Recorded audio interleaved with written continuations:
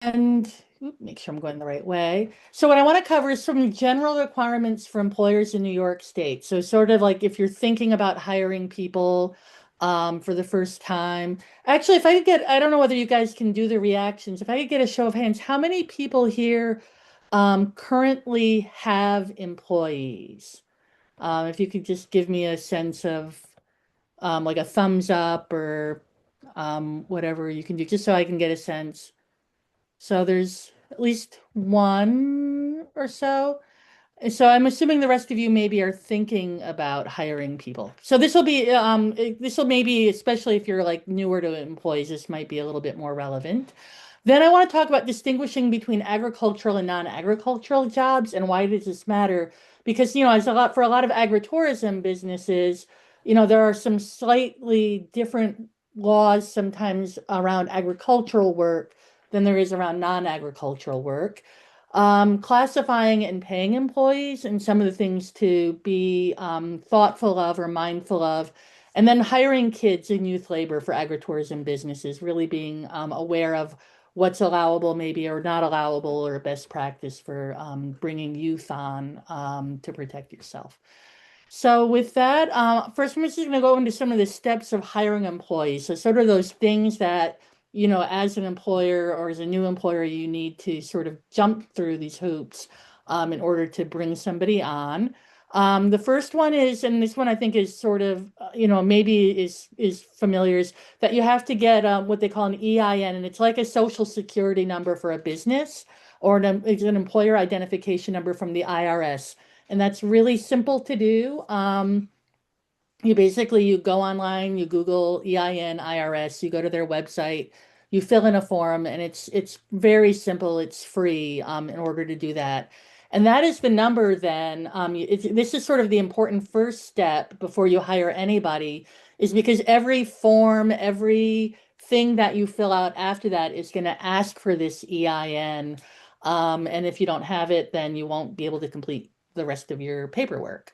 The next thing that's important is really to develop a budget. And I'm going to go over some of the things to consider when you're thinking about hiring people, just so that can figure out like how much can you afford and really be able to take into account more than just the wage, but what other responsibilities do you have as far as insurance or benefits that will be important for you to consider as you're trying to determine how many people to bring on.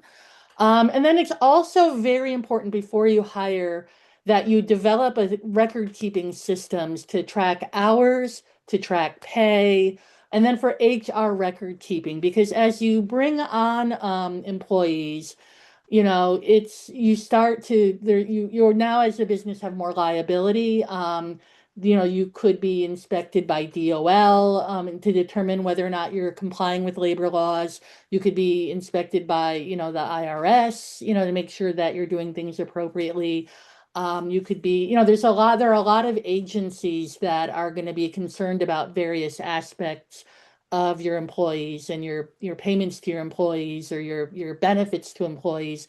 And you want to make sure that you have all of the ducks sort of in line that you'll need. And a lot of times you're required to keep this paperwork for, several years. And so, it's an order if you ever get audited to be able to go back and have that.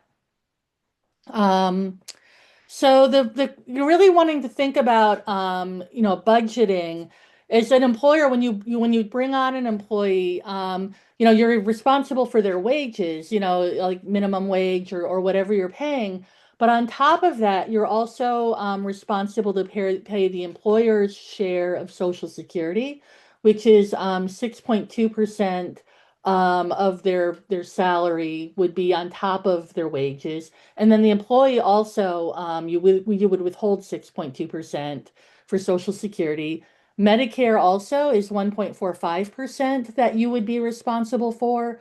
And then 1.445, you also withhold that from the employee. And then there's unemployment taxes.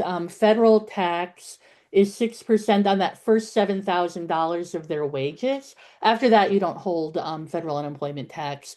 But there is a credit if you pay the state portion that it would lower that liability down. but right off the bat that you would be required to pay that, and then apply for the credit.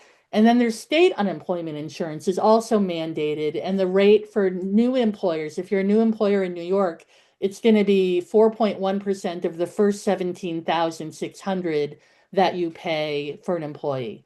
And then the range in New York for unemployment insurance is 1.7% to 9.5%. And what percentage it will be dependent on your payment history, the number of claims you've had over time and stuff. So you start at 4.1%, and then as you are in the system longer, and you either have claims or you don't have claims and you build up a pool, of funds, then you admit that percentage could be lower. But it's important, I think, to understand these because this is also some of your obligation um, for having employees, and it's not inexpensive necessarily.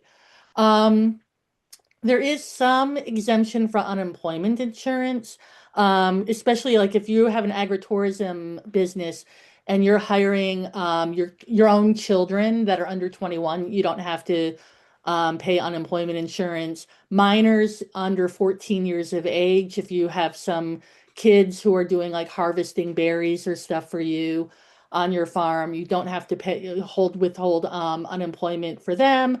And then students who are still in school, who work after school weekends or vacations for you, you don't have to withhold unemployment insurance for them either. But if you have somebody who is 16 and they have left school and they're in the workplace full time, you would have to pay unemployment for them. So it depends on whether they're still in school or whether they are, or whether they have left school and are fully in the workforce. Um, so once you've determined that you can afford somebody and you're ready to hire, the first thing that you need to do is to register as somebody who's going to be an employer. If you Google New York State, it's like New York State 100 must be the form. But you're registering for unemployment insurance, withholding, and wage reporting that you're going to be an employer that will be doing these things. So this is the first step. And then once you hire the employees, you would then report them into this system. So you sign up for this system, and then you bring employees into it as you have them and as they are, determined to be eligible for those programs. And then you hire an employee. On the federal side, you have to determine whether or not they are legal, authorized to work in the United States, and that would be the I-9 form. And you're responsible for having that. And then you're also responsible for what the W-4 form, which is withholding. And you can also use that for state withholding. And that would be for Social Security, for taxes, payroll taxes, stuff like that. And then within 20 days of the date of hire, you have to report that employee into that system. And that would then determine how much you need to hold and pay in quarterly for payroll taxes and the Social Security and Medicare withholding. So, um, hiring, so you have to do that. And then you have to, all in New York State, you have to get unemployment insurance. It's required by the first day of the calendar quarter that you've paid $300 to have for employees. So once you're over that $300 threshold, that in that quarter you have to get unemployment insurance for your employees. Um, so you also in New York State, workers' compensation, once you have one or more employees, you have to have workers' compensation insurance. And that gives you I had a call the other day from somebody who was wanting to hire, and she had thought that her liability insurance would cover injury to employees. And actually, a lot of times liability insurance doesn't because you're legally required to have workers' compensation insurance. So injuries to your own employees wouldn't be covered. So it gives you liability protection. It ensures your employees have financial support if they have a medical emergency. And you can get it in New York either through a private insurance carrier or you can use the public New York State Insurance Fund. You can also get workers, even if you are using volunteers or people who are getting some sort of benefit in lieu of payment. In some cases, you're a small business and you've got, you're going to give somebody, they're not working a lot of hours and you're going to give them, a product instead of paying them, more like a barter system. You still should get workers' compensation insurance. It's still considered, even if it's not a cash salary payment, it's still considered that that person is working for you. And so just to protect yourself, even for volunteers or for people working like barter or whatever, if they're working for you, it's a good idea to have workers' compensation insurance. Make sure I'm going in the right direction. I hate. Okay, it's this way. Sorry. I-9. So when you do new hire reporting, this is the information that they're going to want. The employee name, their address, their social security, their hire date, your name as the employer, you're the address, city, state of your company, and your that employee identification number, that EIN. Those are that's the information that would go in there. So then once you also hire this employee in New York State, we're required to have paid family leave and disability insurance. You're also, depending on the size of your business, you either have paid or unpaid sick leave that you need to track. So you need a system for that. And then you're also required in New York to provide a written notice of wage rates to each new hire and a written work agreement that outlines the hours, the responsibility of the job. So New York does require employers to provide disability benefits coverage to all employees, and that can't be waived. And then they also have paid family leave policy that requires most employers to obtain paid family leave insurance, and that's usually a rider on the disability benefits policy. You can collect contributions from your employees to offset the cost of providing disability and paid family leave benefits. So even though that is a benefit that you're required to provide, you can deduct, that can be something that the employees actually offset some of the cost of. It doesn't have to be 100% employer paid. There are, like within the laws, there are limits as to how much you can withhold from your employees for this.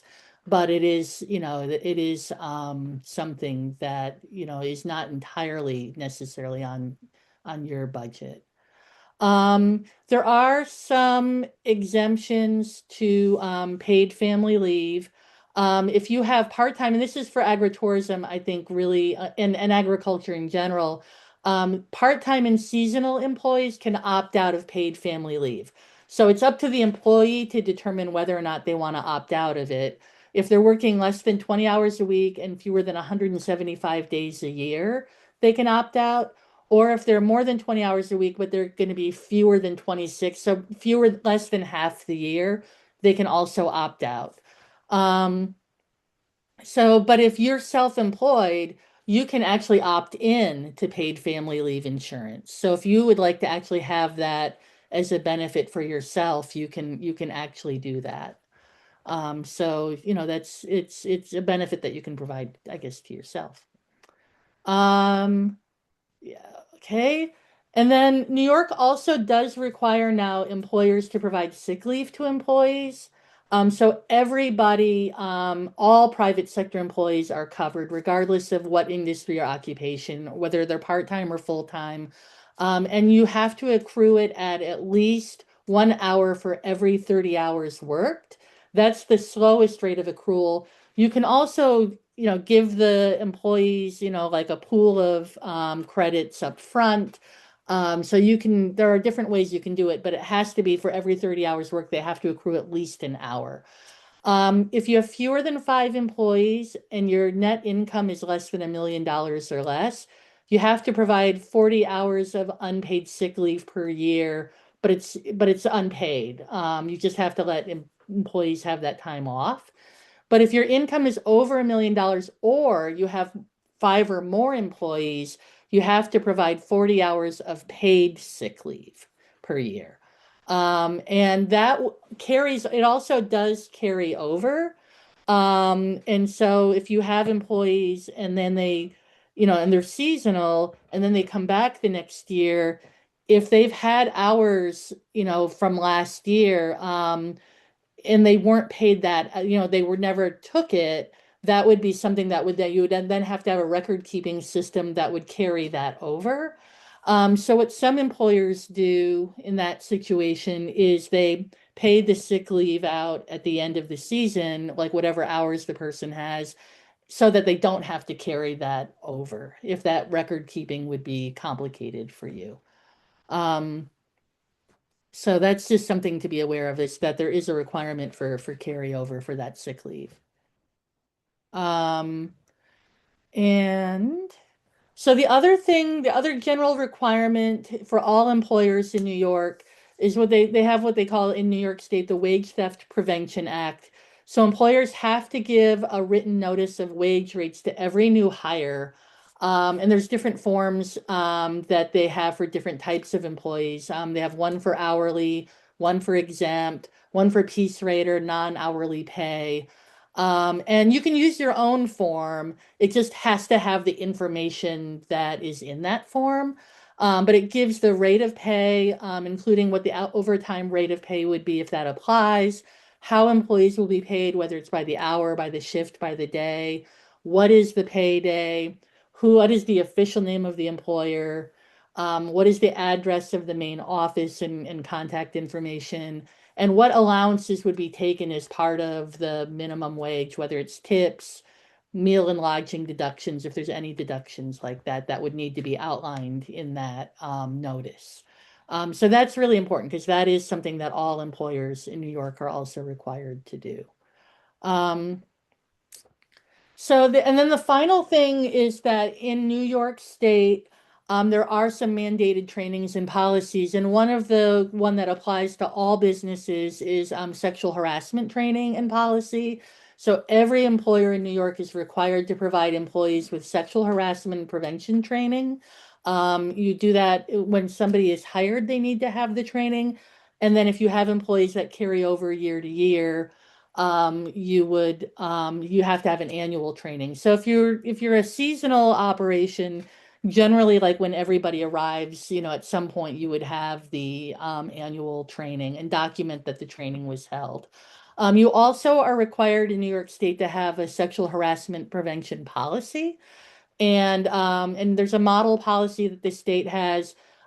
You can do your own, but you want to make sure it meets or exceeds the following the standards for the state. And so this is, you're not mandated in New York to have like an employee handbook or anything like that. But there are some policies that the state does require you to have. And so these would be the kind of things that would flow into an employer handbook if you were to have such a thing.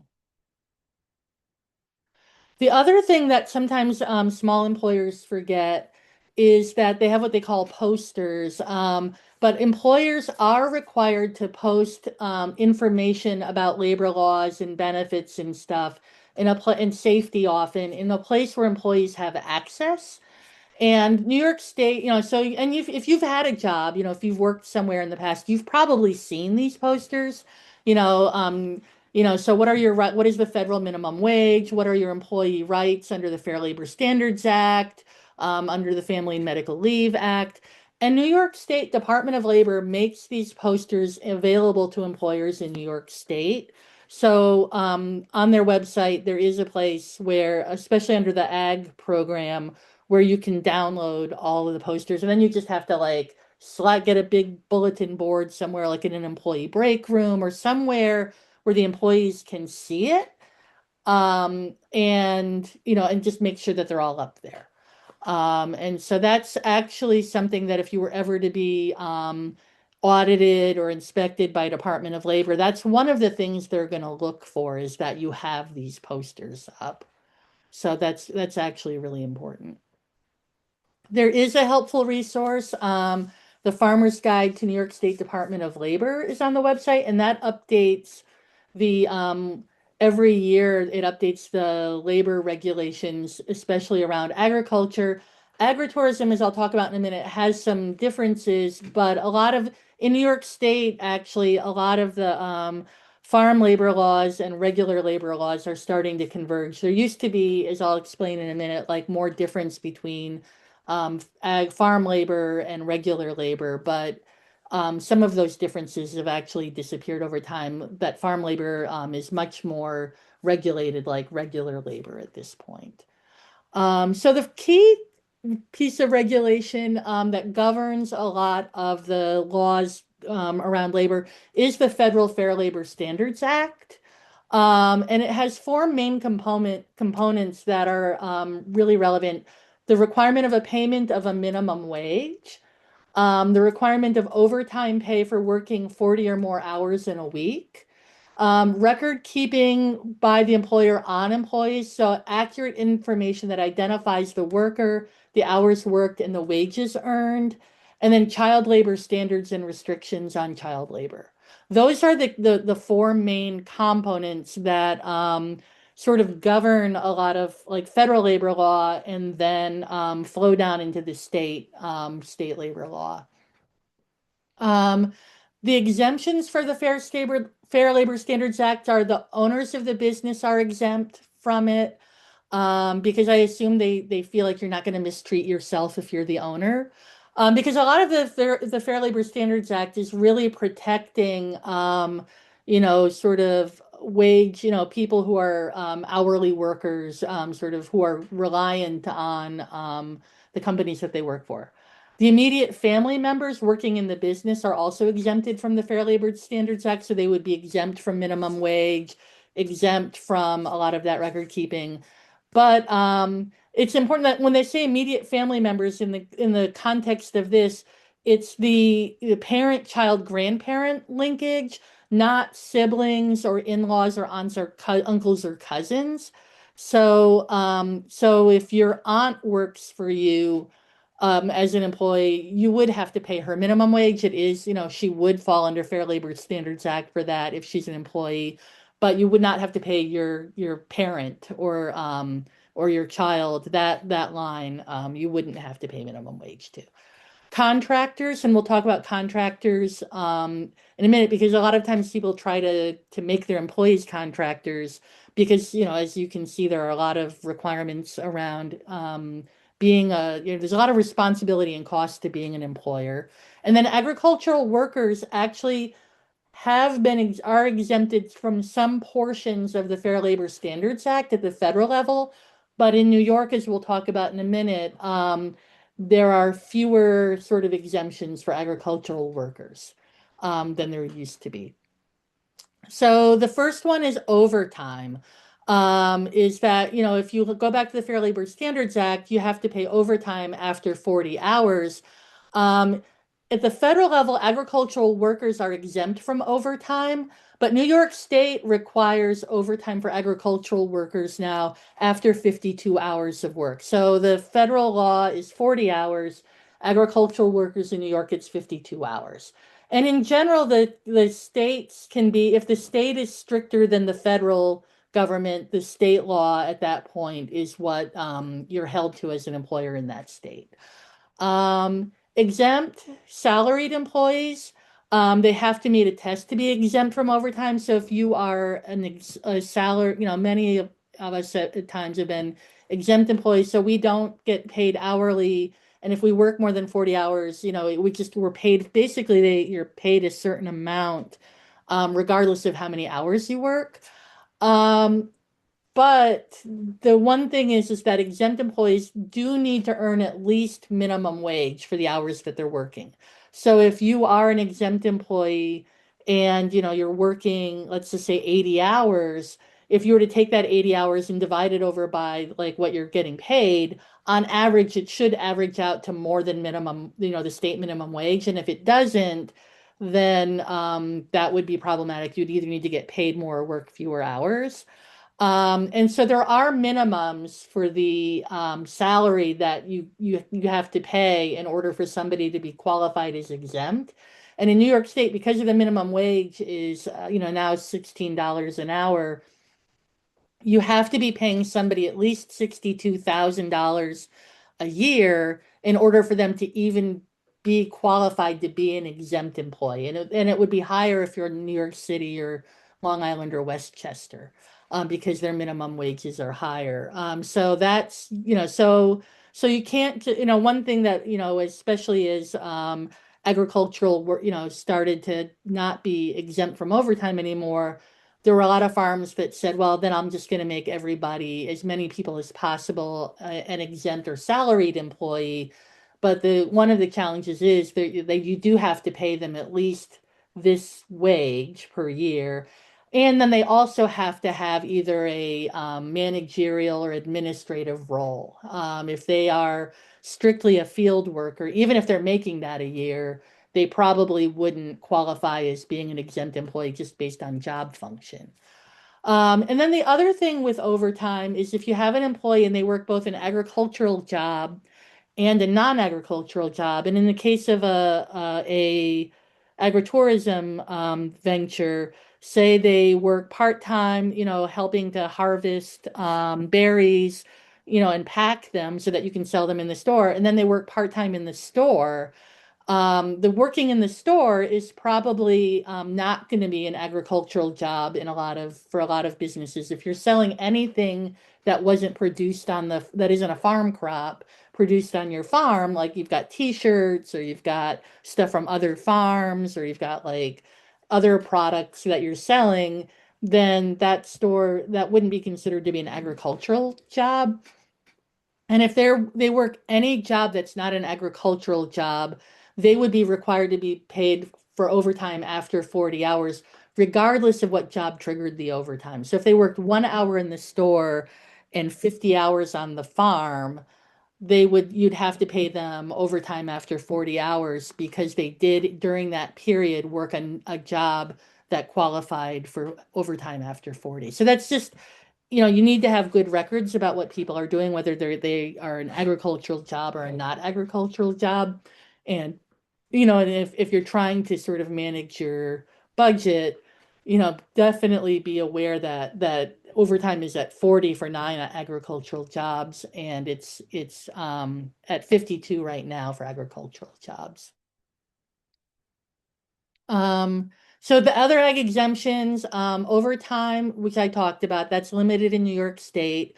The other Fair Labor Standards Act is minimum wage. There are some exemptions from minimum wage, and I'll cover those, but they're very limited in New York and at the federal level. And then child labor, there are some jobs that youth can do on farms at a younger age or more hours that would not be allowable in a non-farm job. So this could be relevant in agritourism, like they can drive a tractor if it's a farm job, but they can't drive the tractor if they're pulling a hay wagon on an agritourism, like as part of the agritourism, because that's not an agricultural job. That's actually would be for a kid under 18, that would be a prohibited activity.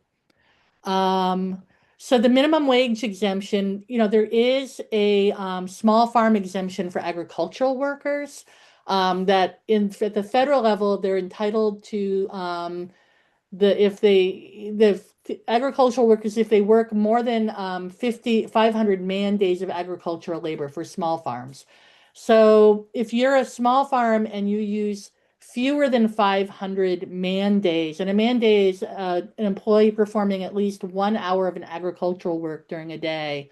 So if you use less than 500 in a calendar quarter, then you would be exempt and you wouldn't be required to pay the federal minimum wage.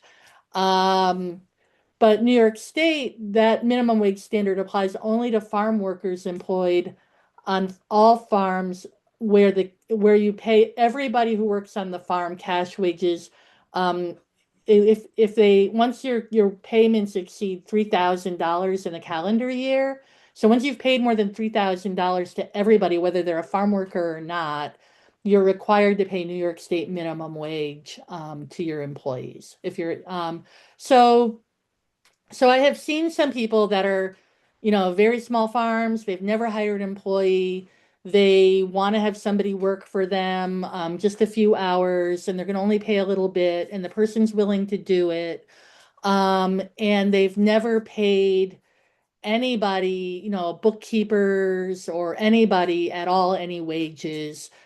You probably could pay less than the $16 an hour, but once you get over $3,000 in a year of paying people wages, at that point, you're definitely held to New York State minimum wage standards. So this is just something, to be cognizant of. It is a loophole, but it's a very small loophole, and only people who barely need any employees would really be able to qualify for it. And that would also just be for agricultural workers, right? Like, so once again, people working in your agritourism venture on non-agricultural jobs in the store, in the tasting room, driving the hay, the hay thing, that minimum wage exemption for agricultural workers would not qualify. You would be expected to pay those people minimum wage. They would be entirely governed by the Fair Labor Standards Act at that point.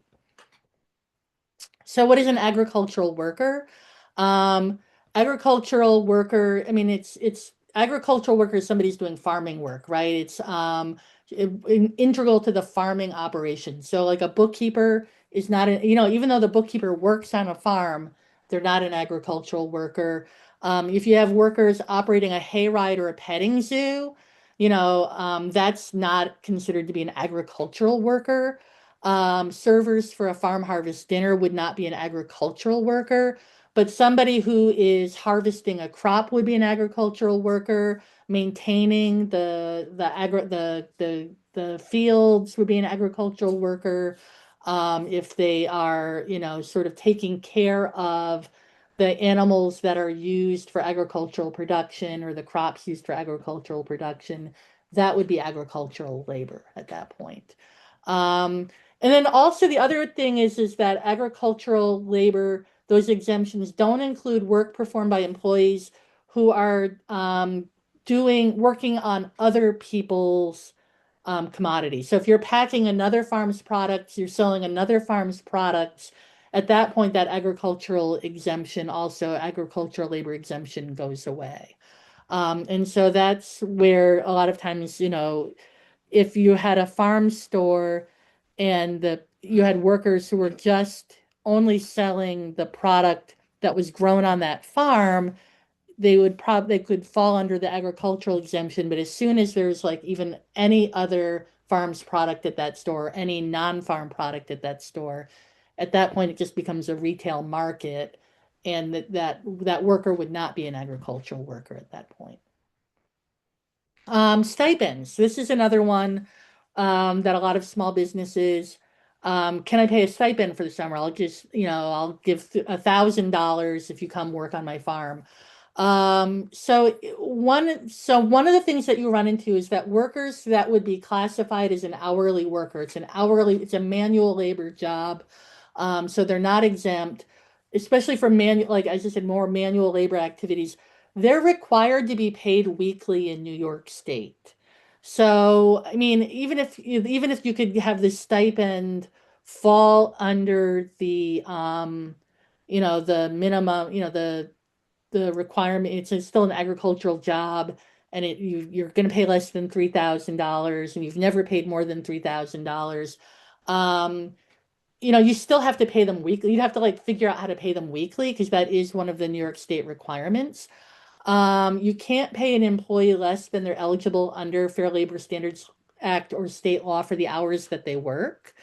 You're required to keep records of hours worked in New York State. You're required to provide a written work agreement that outlines the pay rate and the hours to be worked. And you can't legally use volunteers at a for-profit entity, and that's a federal regulation. That's not state.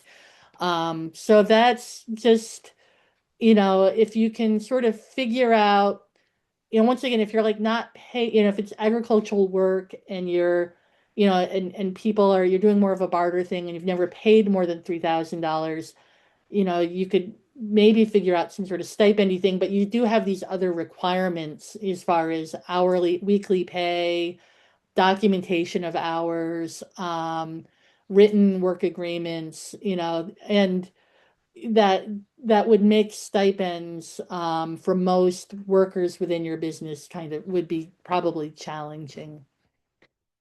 Um, Now, if the stipend is more than minimum wage would be, and you pay it weekly, then you would be fine at that point.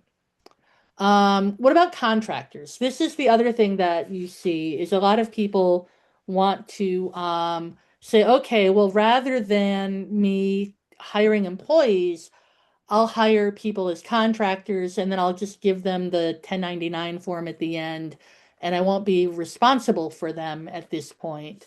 You'd have to figure out whether or not the person that you're bringing on to do the work really would meet the test of being a contractor. And there are some tests because certainly the federal government and the state government is not looking for people sort of to avoid their responsibilities as an employer by making people, reclassifying workers as contractors in order to avoid paying into Social Security or avoid paying, providing benefits. And so the test for a contractor is that person provides the service. They could have control over how the work is done. So when you hire somebody to paint your house and they have a painting company, you might tell them what color you want it, and maybe you say like, I'd like it like this, but you don't stand there and tell them how to paint it and monitor like when they take breaks and track the hours that they're working. Like the painting company comes, they set their own stuff up, they determine how to paint it, and they just basically it's just subject to sort of the contract that you have with them for the result, not the how you go about doing it. Um, the contractor should have their own federal employer identification number or file business or self-employment income tax returns because they do this as a business. They should maintain a separate business establishment. One test is that they perform that work for multiple different businesses. So they're not just working for you under your direction, but they do it for other farms also. They have their own liability insurance policy, workers' compensation, and disability benefits. So they're basically a business. Like when you bring a contractor on, this is a person who does whatever it is you want done as a business. And so hiring contractors for a small business, actually, if they really are legal contractors, you can see why that would be, could be really an attractive way to start. In that you don't have all of that responsibility for providing all of the benefits, all of that record keeping, all of that responsibility. You just have an agreement with somebody to do a job for a certain rate of pay. They do it, and then as long as everything goes well, you pay them and you're fine. And so I've seen like for agritourism, like food is a good example. You could hire people and cook food for your thing, or some people what they do is they hire a catering company to come in, or they bring in food trucks or something, and they just have a contract with that food truck or a contract with that caterer to provide the food and sell the food. And that way the food is there for customers, but they're not responsible. The agritourism venture, that business is not responsible for all of the costs of, sort of maintaining that portion of the business. Another type of business, sort of contractor type thing I've seen in agritourism is there are people who are, like say you have a fruit farm, you'd like to have a livestock petting zoo, but you're not a livestock farm. There are people who have businesses going around setting up little livestock petting zoos up at agritourism businesses. They're responsible for the animals. They're responsible for, the infrastructure for the animals for that petting zoo. And they do it for a specific fee to have it there, but it's not the agritourism business. The farm doesn't have to hire people to do maintain those animals. They don't have to pay for the animals. It's just a, sort of a standalone business that then, they have that other thing there, that activity there, but it's less sort of cost and sort of responsibility for them. So, so contractors certainly within agritourism can definitely have a place, but you have to make sure that, when you're deciding whether or not, you know, a part of the business is a contractor or an employee, really a contractor is somebody who is coming in doing the job. They have an opportunity to make their own profits for doing it. It is their own separate business. And you're just basically worked out an agreement with them about how you're gonna, what you'll pay them to do the job, or what they'll pay you to have the right to set the business up there. And it's a contract, more of a contractual like agreement. Um, and then, so the last thing I sort of want to go into quickly, I think, is this idea of like child labor, because a lot of agritourism ventures do rely on the work of children. A lot of high school students get their start working in agritourism. It's a really good summer job for a lot of kids. And so, one of the things is that with child labor, there are definitely laws governing like when children can work, what kinds of job they can do in order to keep them safe and make sure that they attend school. So the first thing is sometimes, children, if it's a parent and it's a child working on a parent's business or a grandparent's business, the parent or the grandparent has a lot more control over what that kid does, that and the kid can do things in that environment legally that they might not be able to do working for somebody else, right? So a parent, whenever they talk about a parent or a child working on their parent's farm, it's somebody who stands in the place of a parent when the relationship so like it doesn't actually have to be their birth parent. It could be a foster parent. It could be a grandparent who is taking care of the child. It could be a legal guardian.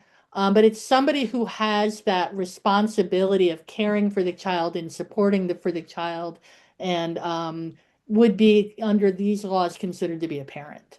So it's not just necessarily like the person who gave birth or the biological parent. Um, Under federal law, children who are 12 and older can work 7 days a week outside of school hours with parental consent in a non-hazardous activity. So 12 is generally the minimum age federally for employment in agriculture.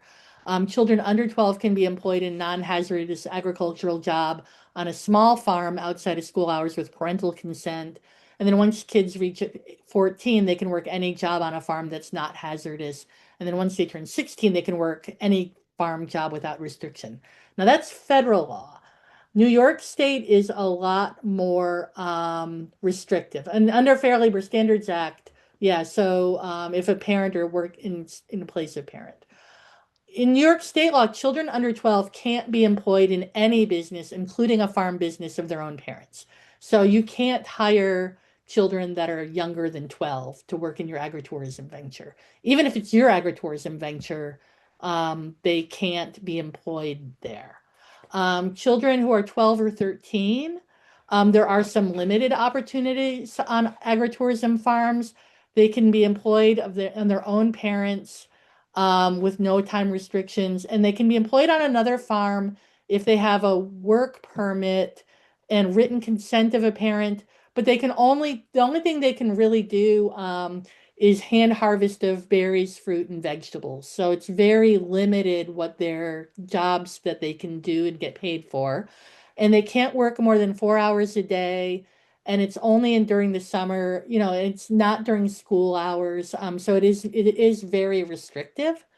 Once kids turn 14 or 15, they can be employed once again on their parents' farm, except not during school hours.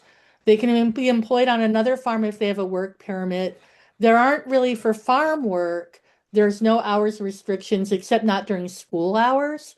And then for non-farm work, there are more restrictive hours. So if you have an agritourism business and you're hiring kids to do more agricultural labor, maintain animals, harvest crops, pack crops or stuff like that, that there's fewer restrictions on those hours. But if they're working the agritourism, they're working in the bake shop, they're working at the market, they're running the, they're running like activities, then there are more restrictions on the hours that they can work.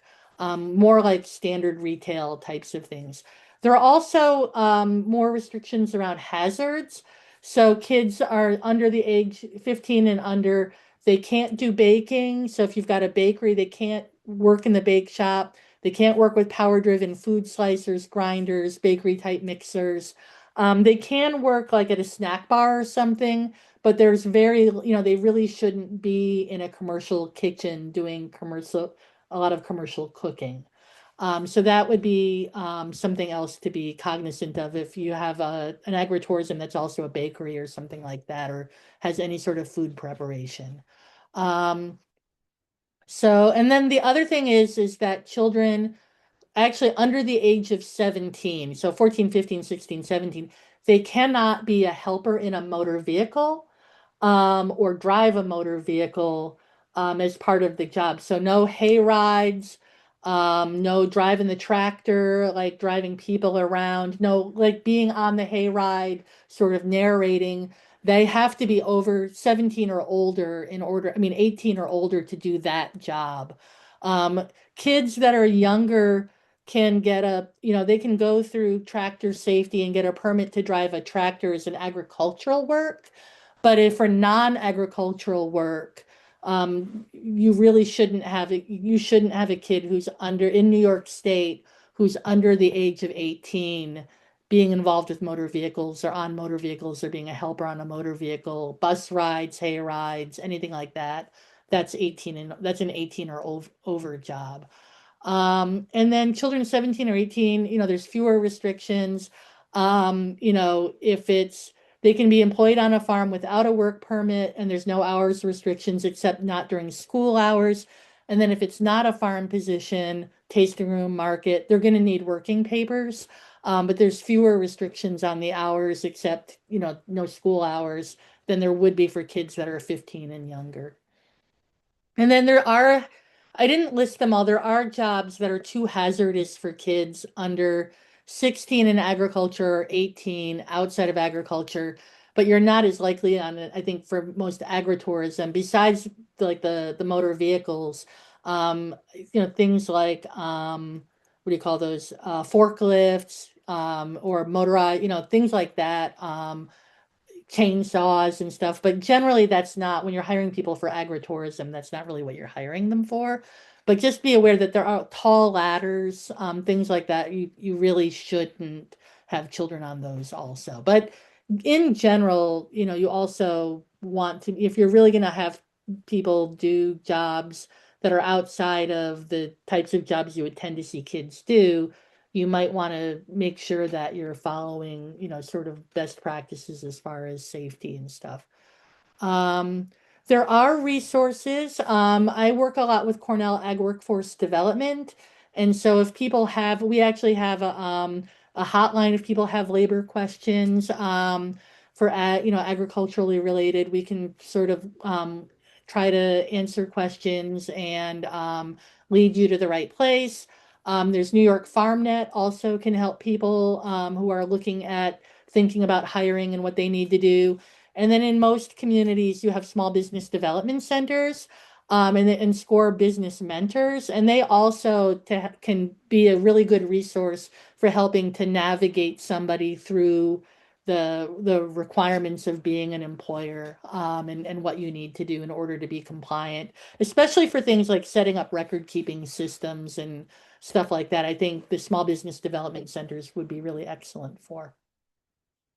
So I guess with that, I'll turn it over to questions. And I'll stop.